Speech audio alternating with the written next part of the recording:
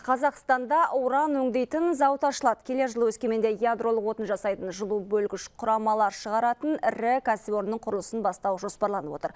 Қазатомөнеркәсіп бұл жобаны қытайлық серіктестермен бірлесе қолға алмақшы екен. Қазақ ураны бүгінде әлемдік сұраныстың 40%-ын қамтамасыз етіп келеді. Былтырғы жылдың қорытындысы бойынша 23.800 тонна уран өндірген Қазақстан ірі табиғи уран өндіруші ретіндегі әлемдегі көшбасшылық орнын сақтап қалды.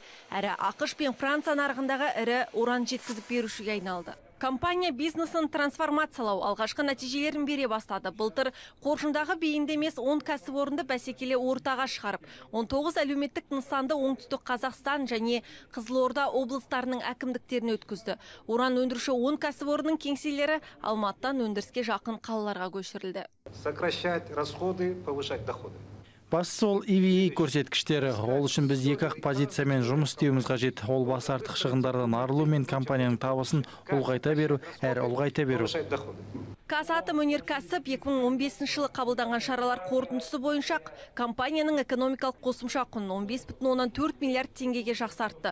Бизнесті трансформациялаудағы тағы бір тиімді жоба жағдаяттық орталық. Бұл холдинг пен оған еншілес барлық кәсіпорындар қызметінің маңызды өндірістік қаржылық көрсеткіштеріне мониторинг жасайтын, талдайтын және көрнеке ететін ақпараттық жүйе. Компания қызметін әртараптандырудағы ірі жобалардың бірі уран өңдеу зауытының салынуы. Біз өткен жылы тарихи келісім шарт қол қойдық. Қытайлық әріптестермен енді біз Қазақстанда ядролық отын өндіретін зауыт салуға келістік.